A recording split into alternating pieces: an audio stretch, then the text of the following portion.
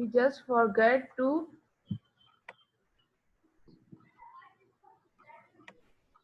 I just forget to told you people about these vaccines and types of vaccines and toxoid. We forget to learn these slides. Okay,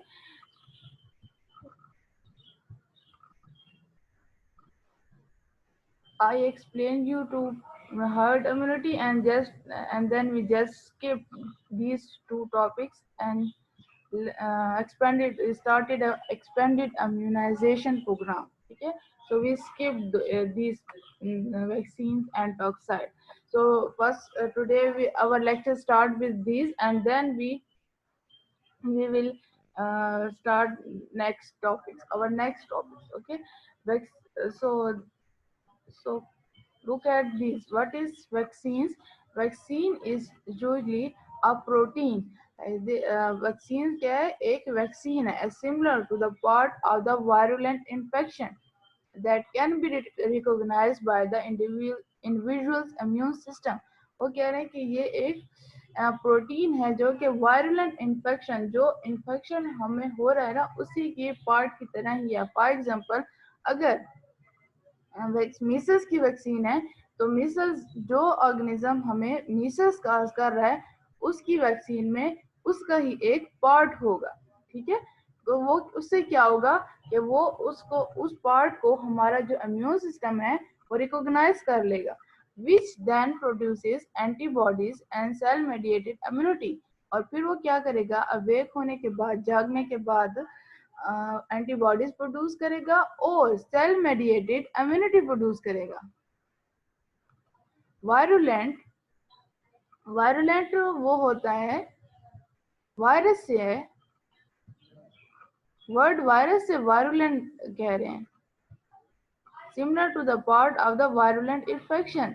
इसमें bacterial भी कहना चाहिए, लेकिन इन्होंने virulent ऐसे बोला है कि जो हमें डिजीज काज करता है, मतलब वही ऑर्गेनिज्म जो हमारी डिजीज की वजह बनता है उसी को वायरुलेंट इन्फेक्शन, उसी का एक पार्ट है. बैक्टीरियल भी होता है, वायरल भी होता है. ठीक है, इन्होंने ऐसे एग्जांपल दिए समझाने के लिए. सही है. अच्छा, विच देन प्रोड्यूसेस और एंटीबॉडीज और सेल मेडिएटेड इम्यूनिटी प्रोड्यूस करता है against the antigen in the vaccine. अच्छा, वो उस एंटीजन के अगेंस्ट जो कि वैक्सीन में प्रेजेंट है. अच्छा, अब वो वैक्सीन के बारे में बता रहे हैं. वैक्सीन एक प्रोटीन है और उसमें वही पार्ट है जो पार्ट हमारे, जैसे मैंने मीसल्स की एग्जांपल दी कि अगर वो मीसल्स की वैक्सीन है तो मीसल्स की वैक्सीन के अंदर मीसल्स का ही जो जो जो भी ऑर्गेनिज्म मीसल्स काज कर रहा है वही उसका एक पार्ट होगा उस वैक्सीन के अंदर, उसी का पार्ट होगा. क्योंकि उससे क्या होगा कि हम वो पार्ट वैक्सीन में ले रहे हैं कि उससे हमारा, जब वो हमारी बॉडी के अंदर जाएगा, हमारी बॉडी उसको रिकॉग्नाइज कर लेगी, पहले से पहचान लेगी, उसके अगेंस्ट एंटीबॉडीज प्रोड्यूस करेगी. अब जब एक्चुअल में हमें वो क्या डिजीज होती है, फॉर एग्जांपल अभी किसी को हमने वैक्सीन लगा दी मीसल्स की और जब उसको एक्चुअल में मीसल्स होगा तो उसके लिए वो कुछ नया नहीं होगा, उस इंडिविजुअल की बॉडी के लिए वो कुछ नया नहीं होगा, उसके अंदर पहले से एंटीबॉडी प्रेजेंट होंगे और उसको वो डिजीज नहीं होगी. अच्छा, एंटीजन वो चीज होती है anything which is not which causes infection. जो भी एक मिनट सबर करें.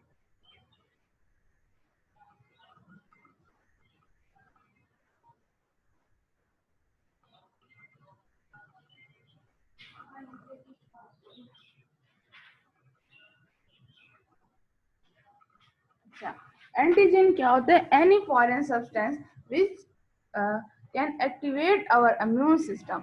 कोई भी जो फॉरेन सब्सटेंस है वो एंटीजन है, उसके अगेंस्ट हमारी बॉडी क्या प्रोड्यूस करती है, उससे लड़ने के लिए, उसको मारने के लिए एंटीबॉडी प्रोड्यूस करती है. ठीक है. अच्छा, अब विच देन प्रोड्यूसेस एंटीबॉडी, जो कि एंटीबॉडी प्रोड्यूस करता है और सेल मेडिएटेड इम्यूनिटी प्रोड्यूस करता है against the antigen in the vaccine. Ma'am ma'am antigen present होते हैं सरफेस ऑफ अ डिसीज पर या एंटीबॉडी? किधर एंटीजन प्रेजेंट होता है? सरफेस ऑफ आरबीसीज पर एंटीजन प्रेजेंट होते हैं, एंटीबॉडीज। सरफेस ऑफ आरबीसी, ये आप मेरे ख्याल में उस तरफ चली गई हैं, ब्लड ग्रुपिंग सिस्टम पे, है ना। उसमें था कि आरबीसी की सरफेस पे जो एंटीजन है वो प्रेजेंट होते हैं, है ना। ये उधर मैम से ही, एंटीजन, ये उधर से ही आपके माइंड में है ना, पहले ये बताएं। यस मैम, हाँ इम्यूनिटी।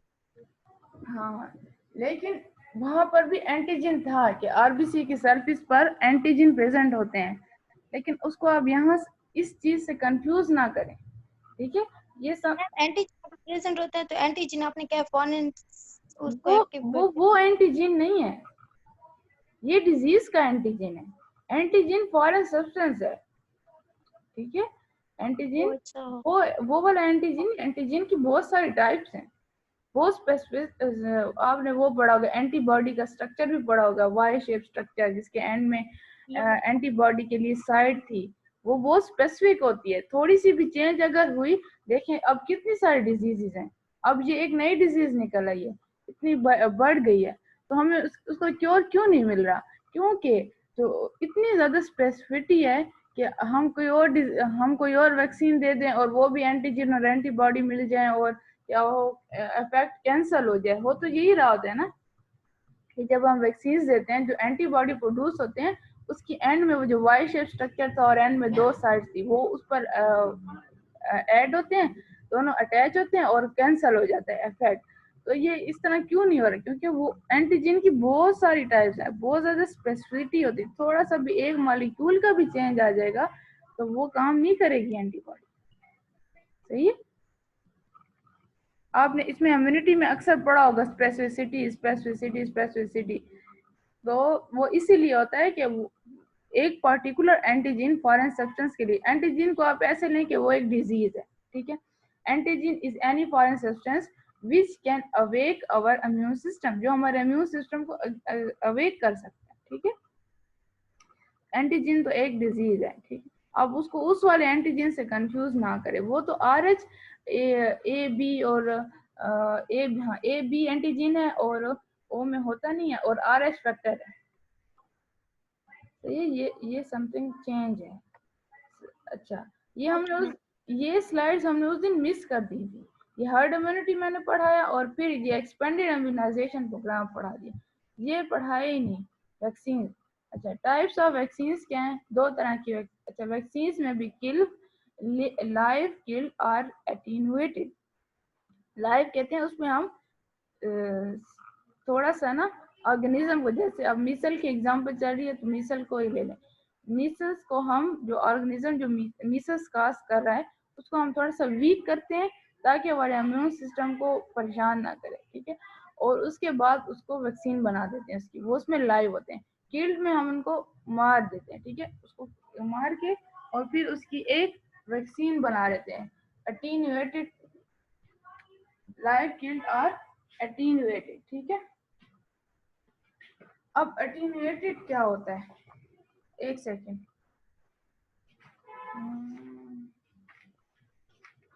मैम क्या वर्ड आप यूज कर रही हैं? अटीन्यूएटेड, मैम आवाज सही समझ नहीं आ रही। ये देखिए ना, ये जो नेक्स्ट स्लाइड में शो किया ना, लाइव किल्ड और अटीन्यूएटेड, ऊपर ऊपर लिखा हुआ है। अटीन्यूएटेड भी ओके कोई मैम। बोलता है, जो मर्जी है बोले।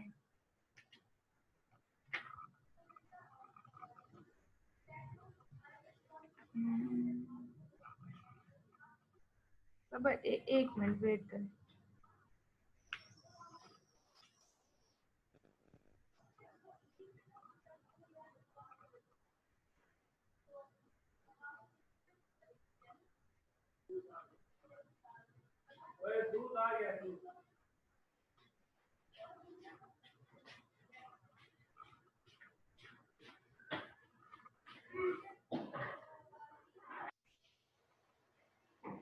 अच्छा, अब नेक्स्ट क्या है? टाइप्स एंड वैक्सीन की, बैक्टीरियल और वायरल वैक्सीन है, ठीक है।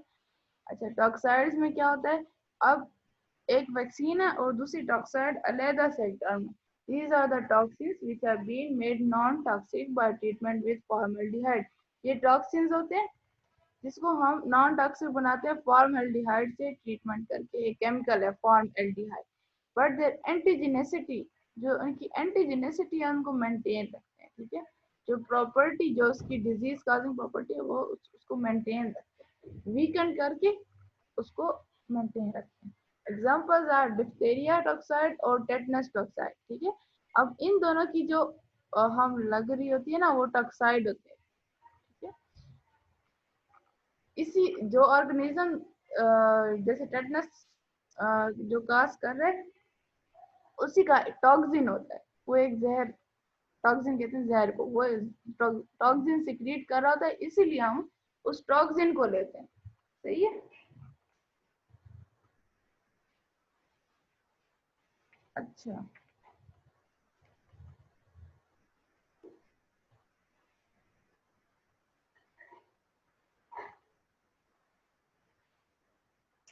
सही होगा। अच्छा, अब नेक्स्ट जो हमारा वो है, हाँ नेक्स्ट जो हमारा है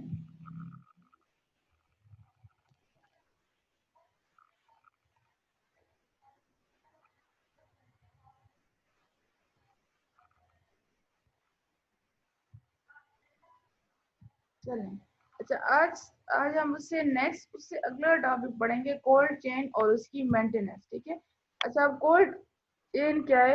vaccine must be kept cold. अब उनकी प्रोटेक्शन की बात हो रही है। Vaccine must be kept cold all the way from the manufacture up to the consumer. Vaccine को क्या करना है, हमने कोल्ड रखना है, मैन्युफैक्चर जहाँ से वो बन रही है और कंज्यूमर जो वो यूज कर रहा है उस तक हमने उसको कोल्ड रखना है। The equipment and the people, जो इक्विपमेंट और पीपल, जो लोग मतलब इसमें इन्वॉल्व होते हैं, वो और जो इक्विपमेंट जो हम इसके लिए यूज करते हैं वैक्सीन को कोल्ड रखने के लिए, उसको क्या कहते हैं? The equipment and the people that keep vaccines cold are together called cold chain. उनको हम कहते हैं कि ये कोल्ड चेन है। अच्छा, अब वैक्सीन शेड्यूल क्या है? जाहिर बात है वैक्सीन जो है वो एक ड्रग्स है। अब ड्रग्स की एक सर्टेन कंडीशंस होती हैं जिस पर वो स्टेबल रहते हैं।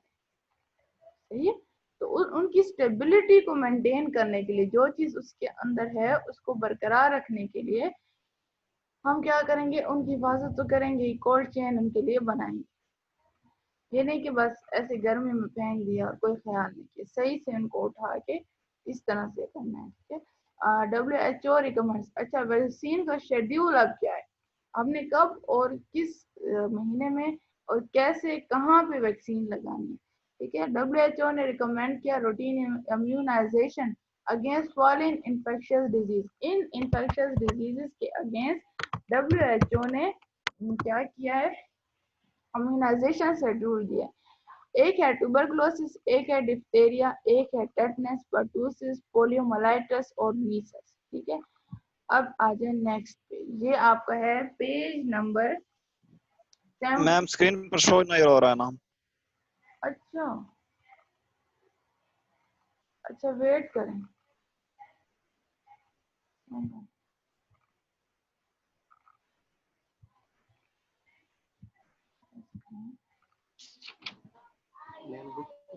पेज नंबर 75 और 76। ये मैंने पढ़ा दिया, आप लोगों को बताना चाहिए था ना कि हमें ये कोल्ड चेन वाला नहीं दिख रहा। ये देखिए, ये नया अब मैंने स्टार्ट किया, वो तो हमने स्किप कर दिया था। अच्छा, अब ये है, ठीक है, ये कोल्ड चेन वाला है कि वैक्सीन को हमने कोल्ड रखना है और है कहाँ से मैन्युफैक्चर, यानी जहाँ से वो बना है कंज्यूमर तक जो उसको यूज कर रहा है उतने तक हमने इसको कोल्ड रखना है। ठीक है, और जो इक्विपमेंट और पीपल इस कोल्ड चेन मेंटेनेंस में यूज हो रहे होते हैं उसको हम कहते हैं कि ये कोल्ड चेन है। अच्छा, वैक्सीन का शेड्यूल WHO ने दिया इन 6 डिजीजेस के। ठीक है, शेड्यूल दिया कि ये वैक्सीनेशन होगी। अब आपका पेज नंबर है 76। सही है, पेज नंबर 76 है। इस पे शेड्यूल दिया हुआ है वैक्सीन का। एक तरफ लिखा हुआ है एज, यानी कि उस किस एज में देना है, फिर वैक्सीन का नाम, ये वैक्सीन जो हमने देनी है, उसकी डोज दी हुई है और फिर रूट ऑफ एडमिनिस्ट्रेशन दिया हुआ है। अच्छा, अब इसमें डिफरेंट सबसे पहले लिखा है BCG। BCG means bacillus Calmette and Guerin. ये देखें मैंने ऊपर लिखा हुआ है, ठीक है। ये दो फ्रेंच साइंटिस्ट थे जिन्होंने BCG की वैक्सीन डेवलप की थी टाइफाइड के अगेंस्ट, ठीक है, टाइफाइड के अगेंस्ट डिस्कवर की थी। तो जो है इन्हीं के नेम पर ही इन्होंने ये रखी है BCG बासिलस मैम मैम जी जी। मैम आज तो बिल्कुल समझ नहीं आ रही, मुझे तो नहीं आ रही, बाकी सब लोगों को आ रही है नहीं। आप अभी आए हैं, पहले ये बताएं नहीं, मैं पहले से ले रहा हूँ क्लास, समझ नहीं आ रही, पता नहीं क्या मसला है। कहाँ से यस समझ मैम। ये बताएं। मैम आपने पीछे टॉपिक पढ़ाया है टॉक्साइड, हम्म, बिल्कुल भी समझ नहीं आई उसकी भी। टॉक्साइड्स है ना, जैसे वैक्सीन है ना वैसे टॉक्साइड्स भी हैं, सही है। फर्क ये है कि वो टॉक्साइड टॉक्सिन है। एक बार रिपीट कर दो ना। इस तरह तो इतना टाइम लग जाएगा। देखिए अब मैंने पहले वो पढ़ाया, फिर अब मैं दोबारा पढ़ाऊंगा। अच्छा मतलब बन ही नहीं रहा। सबर एक मिनट, एक मिनट, एक मिनट।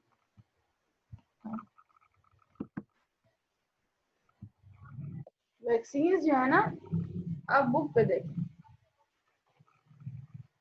वैक्सीन के बिल्कुल 74 पेज है, उसके बिल्कुल नीचे लिखा हुआ है टॉक्साइड, ठीक है।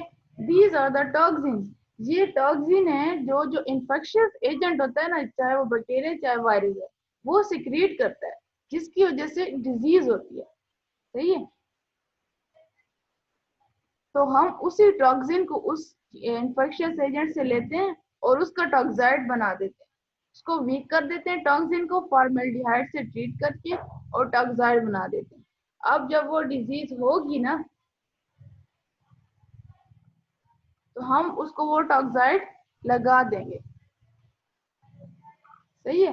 वैक्सीनेशन अलग चीज है और टॉक्साइड जो है ये एक अलग चीज है।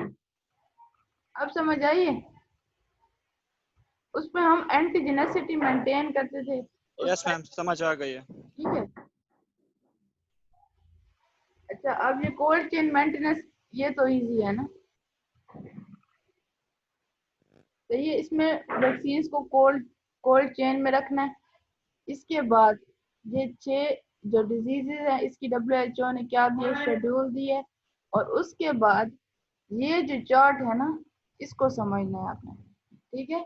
सबसे पहले इसमें दिया हुआ है वीक्स, फिर वैक्सीनेशन, फिर उसको कितनी क्वांटिटी में लगना है डोज उसकी, और फिर उसका रूट कि उसको कहाँ से लगाना है हमें, ठीक है। ओरल देना है, पेरेंटल देना है, क्या देना है, ठीक है। सबसे पहले BCG लिखा हुआ है, BCG की स्टैंड्स फॉर ये बासिलस क्लैमिटी एंड गॉरिन, ये दो साइंटिस्ट थे क्लैमिटी और गॉरिन, उन्होंने डिस्कवर की थी टाइफाइड की वैक्सीन।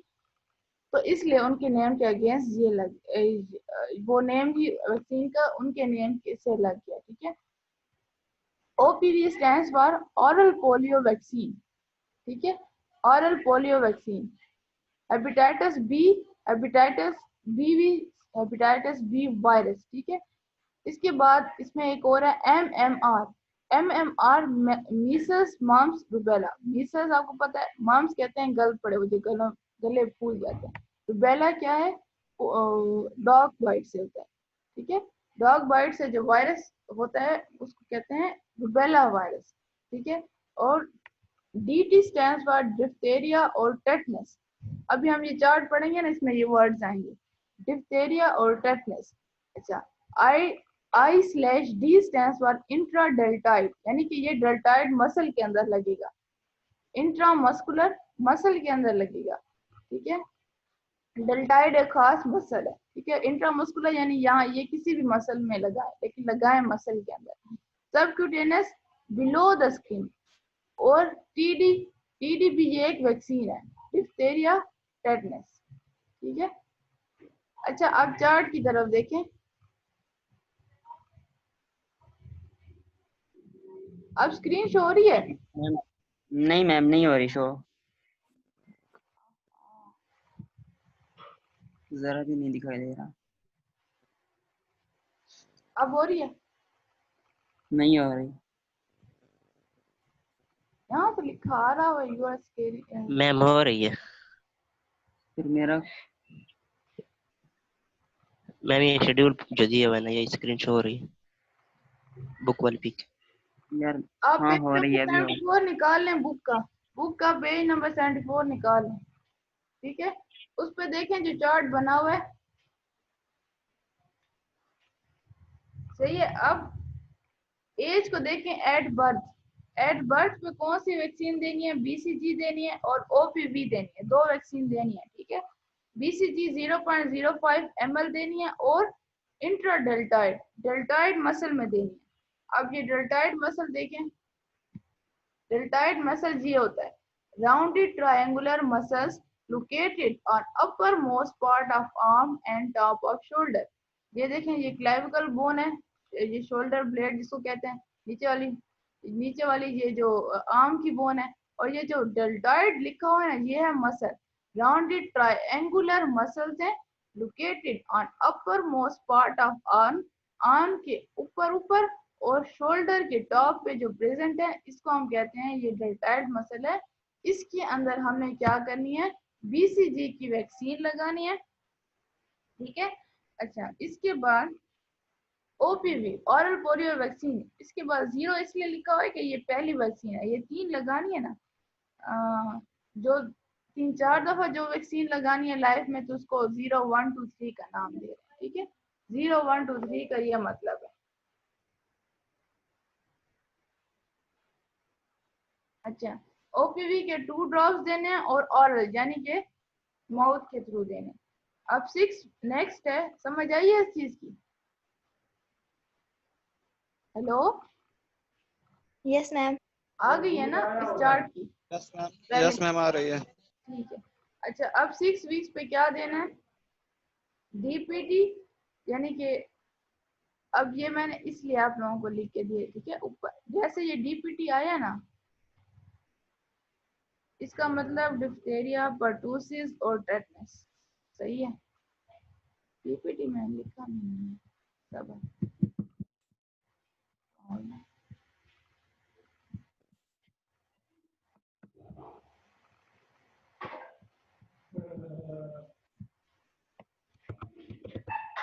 डी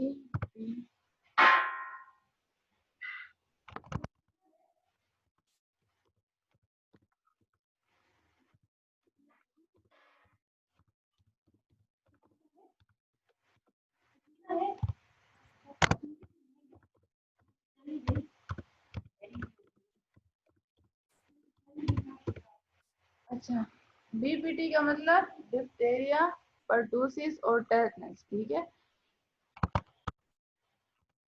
अच्छा, अब इसका क्या होना है, इसको डीपीटी 1 से ये 0.5 ml देनी है इसको और इंट्रामस्कुलर यानी मसल्स के अंदर देनी है। फिर इसके बाद ओपीवी ऑरल पोलियो वैक्सीन, ठीक है, इसको 2 ड्रॉप्स ऑरल देने हैं। HBV hepatitis B virus 0.5 ml muscle में देनी है, ठीक है, किसी भी मसल। डीपीटी फिर से आ गया diphtheria, pertussis, tetanus 0.5 ml intramuscular 10 weeks पे, ठीक है।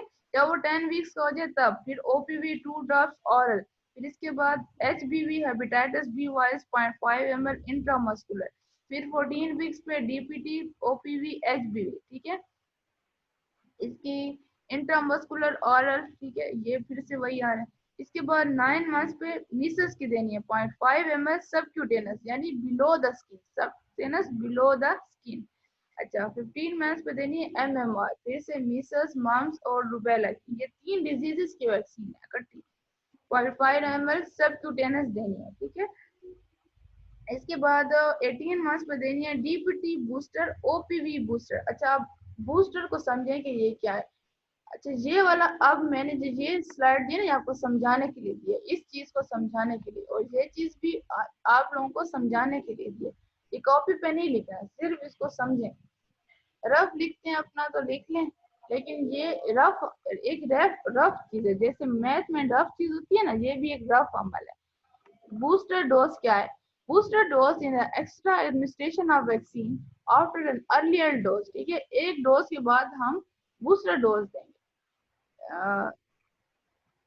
It has a re-exposure of immunizing agent and to increase immunity against that antigen after memory against that antigen is lost. Simple हमने एक पहले इसकी डोज दी, जैसे कि अब पिछला जो हम पढ़ रहे हैं कहाँ पर है, डीपीटी बूस्टर। डीपीटी के हम पहले वैक्सीन दे चुके हैं, लेकिन क्या होता है कुछ अरसे बाद ये पैसिव इम्यूनिटी में आएगा कि जो उसका पैसिव इम्यूनिटी क्या थी कि वो कुछ दिनों बाद उसकी मेमोरी लॉस हो जाती है, बॉडी उसको भूल जाती है। तो हम उसका री एक्सपोजर करेंगे उस इम्यूनाइजिंग एजेंट का, ताकि इम्यूनिटी इंक्रीज हो जाए, to increase immunity against that antigen, ताकि उस पर्टिकुलर एंटीजन के अगेंस्ट इम्यूनिटी इंक्रीज हो जाए और जो मेमोरी लॉस्ट हो गई ना वो दोबारा रिकवर हो जाए। ठीक है, बाज़ औक़ात इस तरह भी होता है कि वो एंटीजन प्रेजेंट होते हैं बॉडी के अंदर, लेकिन उनकी जो लेवल है उसको भी हम मेंटेन करते हैं, वो कम हो जाते हैं, वो इम्यून सिस्टम क्या होता है उस जो डिजीज है उससे लड़ने के काबिल नहीं रहते, तादाद में कम होते हैं, तो हम उसको और देते हैं ताकि वैक्सीन के जरिए, ताकि जो उनका लेवल है वो एक मेंटेन हो जाए। सिमिलर जैसे लोडिंग डोज और मेंटेनेंस डोज होती है ना, कॉलेज में पढ़िए लोडिंग डोज और मेंटेनेंस डोज। हेलो नो जी, लोडिंग डोज वो होती है जो हम शुरू में नो देते मैम हैं। नहीं पढ़ी। लोडिंग डोज मेंटेनेंस डोज होती है जो हम शुरू में देते हैं, ज्यादा देते हैं, उसके बाद जो है हम क्या करते हैं कि मेंटेनेंस डोज देते हैं ताकि उसका जो ड्रग का लेवल है ना वो बॉडी के अंदर मेंटेन रहे। सही है, वो कम होती है उससे, ये तो कम ज्यादा का तो यहाँ पर नहीं मेंशन, लेकिन ये जो है उसी तरह का ये कॉन्सेप्ट। ठीक है, अब बूस्टर डोज की समझ आई। एक्स्ट्रा डोज है जो हम वैक्सीन के लेवल को मेंटेन करने के लिए देते हैं, वो जो बॉडी जो होती है कुछ अर्से बाद उसको भूल जाती है, तो हम उसको एक तरह से याद दिला रहे हैं। ठीक है, समझ आ गई इस चीज की? Yes ma'am. ये इसलिए ये मैंने स्पेशल लिख दिया, ऐसे मैं मुंह से ही बोल सकती थी, लेकिन मैंने कहा ताकि आप लोग जब भी इस चार्ट को समझे तो ये चीजें आपके पास हों, ताकि आपको मुश्किल ना हो। ठीक है, अच्छा, अब नेक्स्ट है ओपीवी की भी बूस्टर डोज है। ये भी सिंपल वैसे ही उसको बूस्ट कराने के लिए, यानी कि उसको रिमाइंड कराने के लिए, उसकी एंटीजन के लेवल को बॉडी के अंदर मेंटेन करने के लिए ऑरल देंगे। फिर 5 इयर्स में फिर से डीटी यानी कि डिप्थेरिया और टेटनस की देंगे, पर्टूसिस बीच में से निकल गया। ठीक है, ओपीवी और बूस्टर, ओपीवी बूस्टर फिर से ऑरल पोलियो वैक्सीन देंगे 2 ड्रॉप्स, ये वही। अच्छा, इसके बाद टीडी बूस्टर टेटनस और डिप्थेरिया 5 नंबर इंट्रामस्कुलर। सही है, इस चार्ट की समझ आ गई है? कहीं से नहीं आई हो तो मुझे बताएं।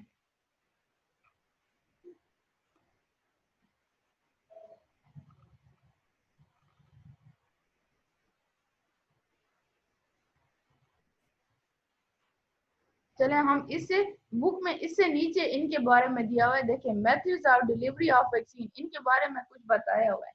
BCG vaccine is given intradermally, intradermally देते हैं। ठीक है,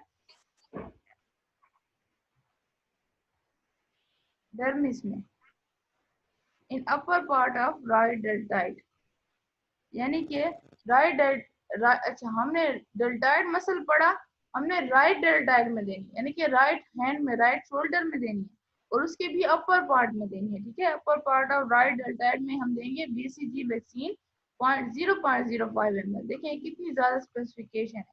DPT vaccine is given intramuscular, DPT को हम देंगे डायबिटीज, पर्टूसिस और टेटनस, इस वैक्सीन को हम इंट्रामस्कुलर देंगे।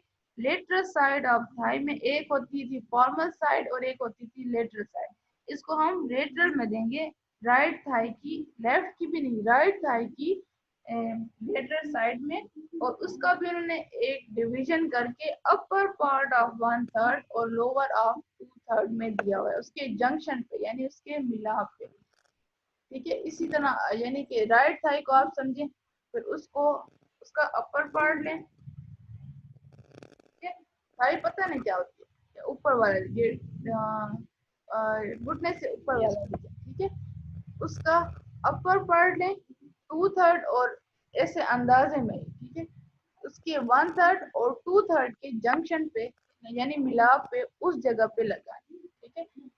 ये जब आप प्रैक्टिस करेंगे ना फिर आपको पता चल जाएगा कौन सा स्पेसिफिक एरिया है। अच्छा, ओपीवी थर्ड है कि ओपीवी हम माउथ के थ्रू देंगे। इसके बाद Meselson vaccine is given subcutaneously in the middle of deltoid left arm. Meselson को हम सबक्यूटेनियसली यानी बिलो स्किन देंगे और middle of deltoid left arm में देंगे, ठीक है। डेल्टॉइड मसल में यानी कि लेफ्ट आर्म की डेल्टॉइड मसल के बीच में देंगे। अच्छा, the minimum interval between each dose of primary DPT and polio vaccination should be 4 weeks. अच्छा, अब primary DPT and polio vaccination, DPT और पोलियो वैक्सीनेशन जब भी हम करेंगे तो उनके दरमियान जो है इकट्ठे नहीं देना, 4 वीक्स का गैप रखना। Even if months have elapsed between doses, just complete the course. अच्छा, अगर मंथ्स बाज़ औक़ात ऐसा होता है कि हम वैक्सीनेशन किसी भी वजह से नहीं दे सकते, तो अगर मंथ्स इलैप्स्ड हो जाए यानी मंथ्स भी बीच में गुजर जाए तो फिर भी हमें क्या करना है, कोर्स को पूरा करना है। ये नहीं कि हमने एक नहीं लगाई तो हम बाकी नहीं लगाएंगे या वो वाली भी नहीं लगाएंगे, टाइम पे नहीं लगवाए, हमें कोर्स को हर हालत में कंप्लीट करना है। नहीं तो फिर जैसे ये जो 0, 1, 2 है ना, ये सारी इकट्ठी लगती है क्योंकि वो एक लेवल को मेंटेन कर रहे होते हैं। अगर वो लेवल छूट जाएगा बॉडी में तो उसको, जैसे ये 0 है 1, 2, 3 डीपीटी की, तो हमें 0 वाली से फिर से स्टार्ट करना पड़ेगा। टोटल 4 लगती हैं, अगर आपने छोड़ दिया तो पिछली जितनी लगी उनको भूल जाएं, अब फिर से 4 लगी। समझ आ गई बात की? सही है। जो आखिरी मैंने बताया है मंथ इलैप्स का, इसकी समझ आई है?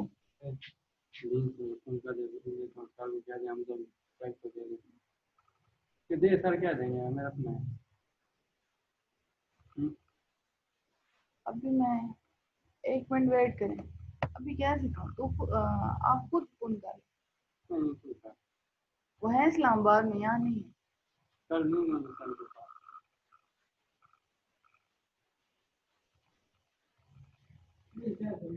सर जमाल नासिर को फोन करो ना, वो फोकल पर्सन है। अच्छा, हमारा क्या है, अच्छा अब हम नेक्स्ट पढ़ेंगे कि in children who have not, आप लोगों को समझ नहीं आ रही आज क्या? हाँ, सही रिस्पांस नहीं मिल रहा। मैम इतना अजीब टॉपिक है। ये थोड़ा सा मुश्किल लेकिन है बहुत इंटरेस्टिंग।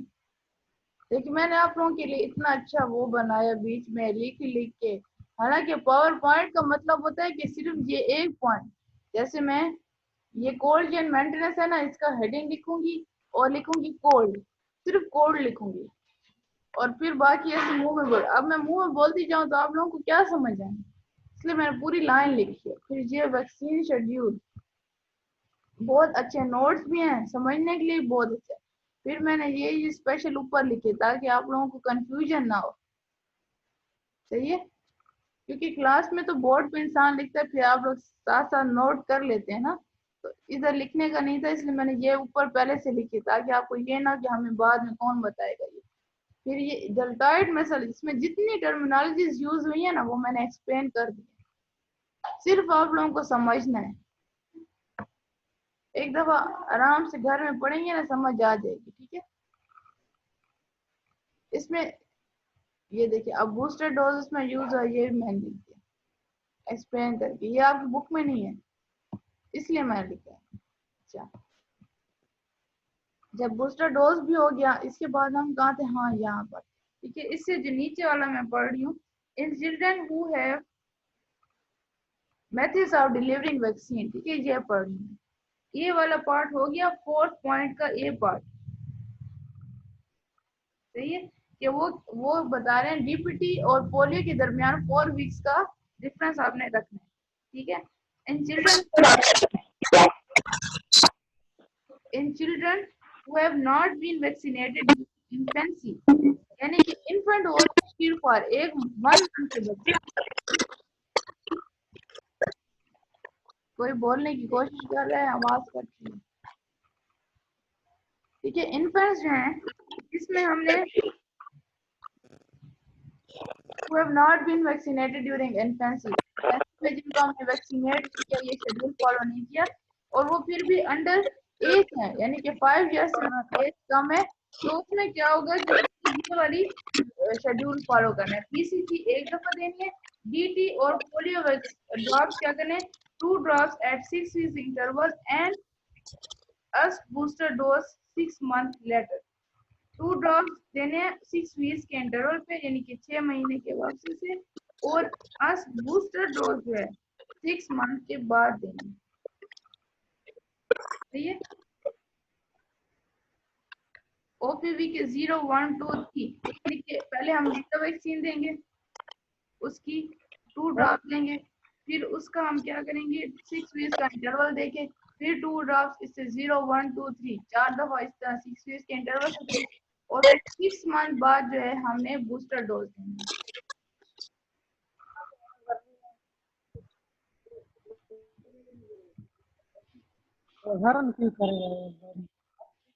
अच्छा, जो आज का जो ये लेक्चर है ना, ये हो रहा है खत्म, 10 बज रहे हैं। ठीक है,